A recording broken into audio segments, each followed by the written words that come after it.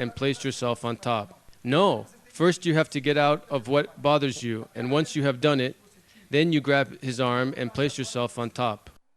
This would be the first defense of the arm lock.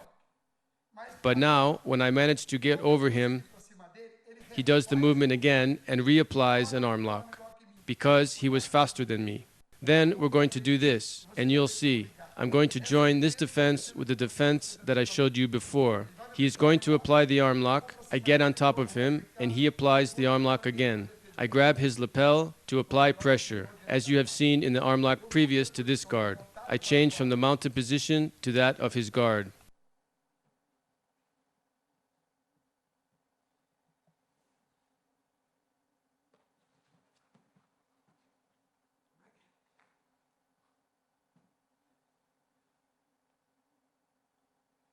I am coming out for the second defense, which you have already seen because I applied it previously.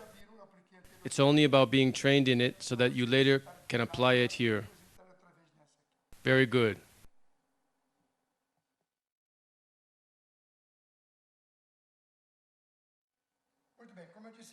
We have already seen two defenses against arm locks, but I consider this defense much more effective than the previous ones. There are various defenses against arm locks, but this defense is for me the most effective.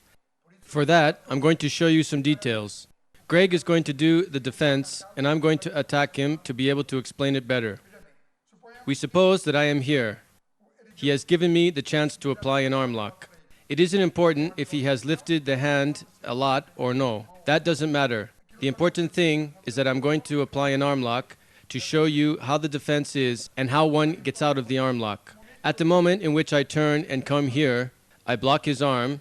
He isn't going to apply force against my arm because I am controlling, trying to get him to give up. He is going to turn exactly toward the side where I am doing the movement.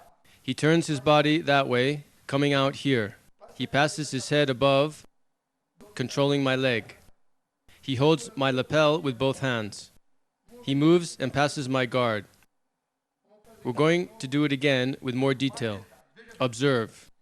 When I insist that you observe, it is because we are dealing with an important detail.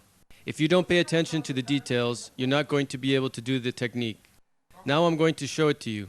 At the moment in which I am putting pressure on Greg here, notice.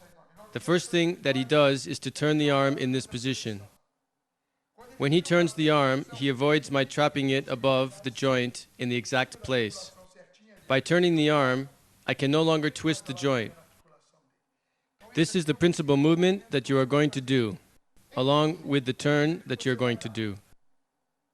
But your arm is going to stretch at a given moment. I want to grab your arm, but you've already passed. Understood? As you can see, the defense is very fast and very effective. If it is not understood well, and you don't keep the details in mind, it doesn't work. Be careful to do it as you have seen it. The bad thing about many people who practice Jiu-Jitsu is that they learn a position, whether an attack or defense, and they do it 1, 2, 10 times, and then they think they know it all.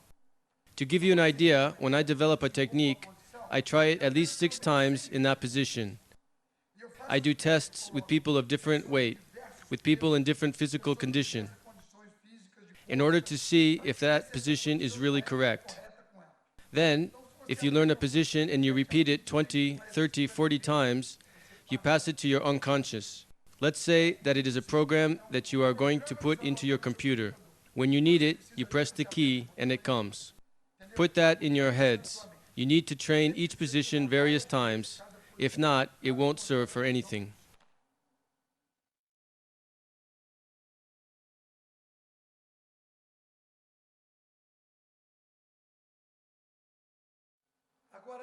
Now I'm going to show you the defense against footlock. I have controlled here in Greg's guard. Greg has managed to open my guard and is going to apply a footlock on me. This footlock is perfectly applied. My first reaction to avoid him from stretching, because if he stretches it, I have to give up, Then, my first reaction to avoid that is to hold his lapel in this position. I hold it with this hand. Why this hand? Because I need this other hand to maintain my balance, because his foot is still here. I hold it like this. I am pulling him toward me. He can no longer stretch. Next, my hand holds his foot. But before grabbing his foot, I push on his foot as if putting on a boot. Notice. This is so that my foot comes lower. I need some seconds with less pressure so that I can work on his foot. I put his foot on the ground and sit on his foot. Observe. I've sat down and have exited laterally. When I have exited laterally, I can use this other hand. My leg comes this way and I return to change hands and go on top of him. And there do a mount.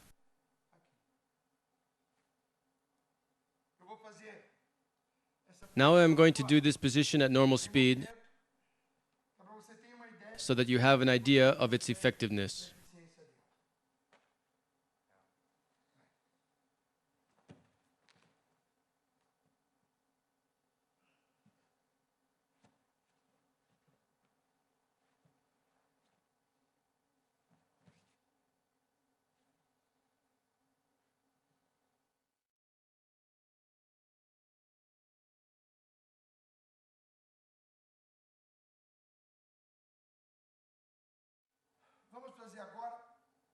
Now we're going to do two defenses against the triangle from the guard. Another thing you are going to learn. I am with Greg in my guard and I'm going to apply the arm lock. In order to be able to speak and explain it, I have to do it very slowly. After, Greg will do the defense correctly. I do the triangle on Greg, like this. The first thing Greg does is to place his hand behind the head. When that hand is on the head, it diminishes the pressure that I am putting on him. He can resist the pressure for longer. This is the posture. He can't let me trap his arm. The second thing he is going to do is to get up and grab my arm that is free with the sole of his foot on my armpit, and there he sits back and stretches his body, escaping from the movement. This, done right, in real time and force, is as follows.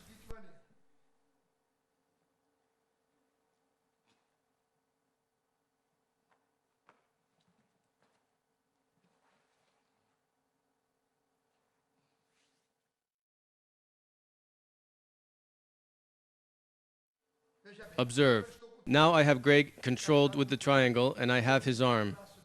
Notice. With his arm held, I can apply the triangle or I can turn to do an arm lock. And his arm is in my hand. He isn't going to run the risk of pulling that arm because he isn't going to be able to escape. What can he do? Try to stand up again. Turn around me like this, pass the leg to this side, sit and throw the head back. I can no longer get the arm lock in. I have already resisted all that I could. I can no longer maintain it.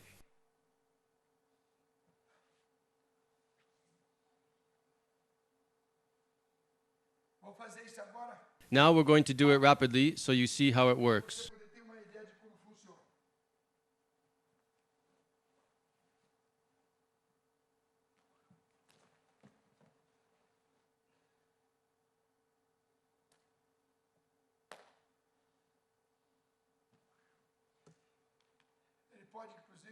He can even come out with a knee lock in this position. Though the knee lock is an illegal position and even a cause for disqualification in Jiu-Jitsu.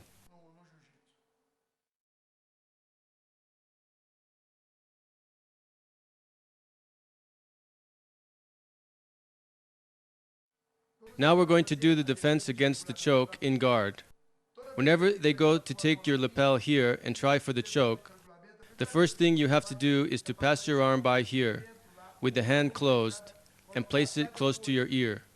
Notice, I've set myself up. I'm going to fit in the other hand and you pass your hand. When you do that, I can no longer choke you. Your elbow presses on my stomach. Good. I pull him with force to choke. But he grabs my belt with the other hand and puts force with the elbow against my muscle, which forces me to open the leg because of the pain. And when I want to press, look what Greg does.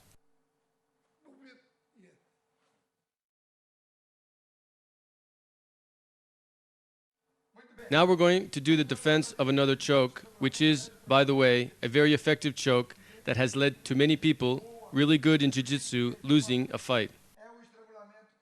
It is the choke where I put my arm underneath his neck and do a bar like this. Notice, this choke is very effective, but the defense is also very effective and simple.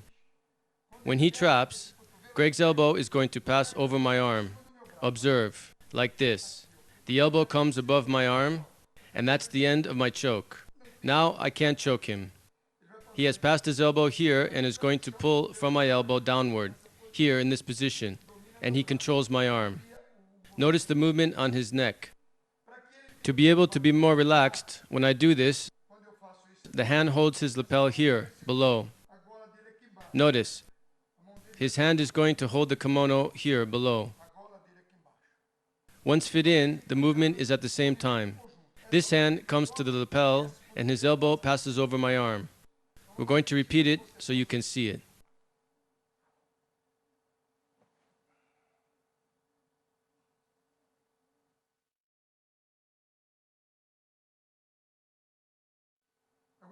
Now we're going to do the defense against the choke that revolutionized the world of Jiu-Jitsu.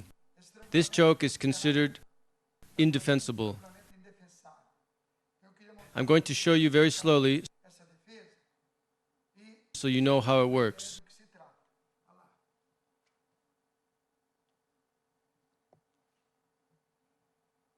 Notice, Greg's arm passes underneath my elbow, like this, and with the other arm, the same. He closes one hand over the other and pushes downward.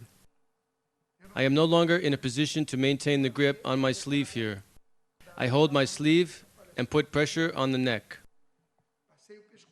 He controls my arm in this position. Now I've passed to choke his armpit, not the neck. But I press here and continue choking. He has to control the other arm and push.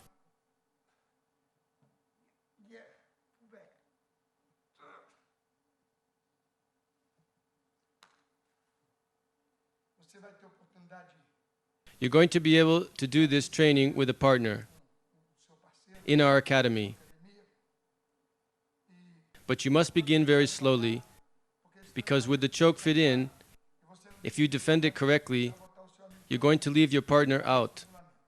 You have to observe attentively these movements. Passing the arm underneath his elbow, the other arm closing on the hand and pulling downward, because the force that this grip has is superior. This is how you can defend yourself from this easily.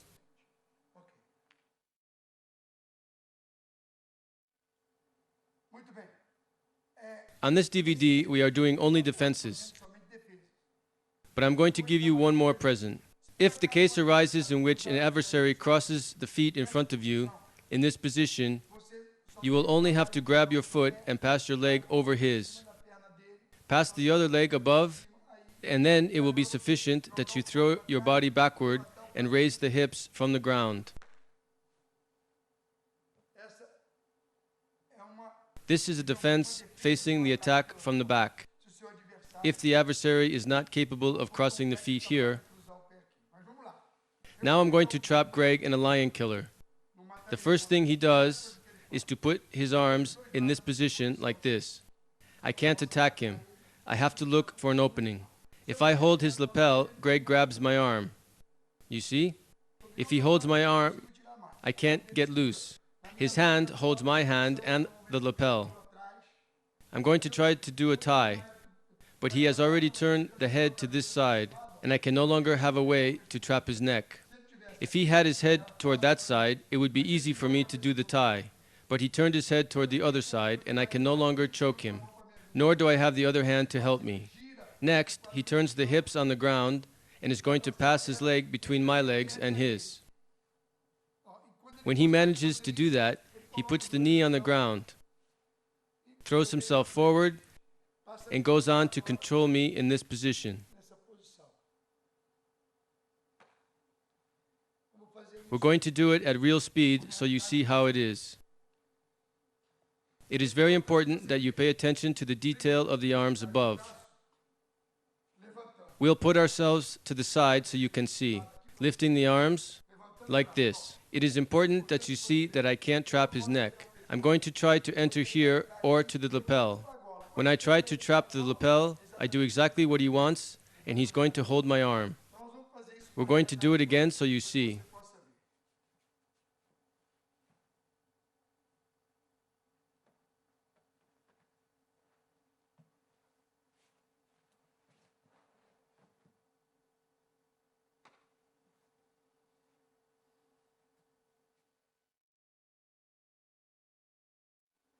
Those of you who are fighters, you know that many times during the fight, positions come up that aren't dangerous for you, but that are bothersome. And they make you lose the rhythm of the fight, and also make you have to start everything again in order to get to the position that you have already obtained. For example, I have mounted my adversary like this. He grabs me by the waist and lifts his head toward me, like this, and hugs me hard. I am in a different position. The adversary holds me in this position and begins to turn that way and the other way, and it is really difficult for me to do some movement. I am practically defenseless. Notice how easy it is. I go from my mount to this mount with the leg to the front, the hands on the ground. From the opposite side toward where I have the head turned, I leave my hand on the ground and put the other one above, like this. And I trap his neck. Once I have trapped his neck, I put the other hand on my wrist, with force. And then I am free to attack in any other way. We'll do it again. Here, I put both hands on the ground. I put the arm here, on his neck. I put one hand over the other, pressing. This is a position that is quite uncomfortable, in which you are mounted on your adversary and you lose a lot of time trying to defend yourself from him. For that, it's necessary to do the defense quickly. Another situation that one can get into during a fight is that you find yourselves mounting, giving him your back. You are mounted like this during the fight. For your adversary, it would be easy to attack you. Have you noticed? It is an uncomfortable position for you. You don't know very well what he is going to do. And when you want to get over this situation, in this case, you means Greg, your adversary puts you in guard again. The easiest way is you lift the hand back and you grab any place that you can.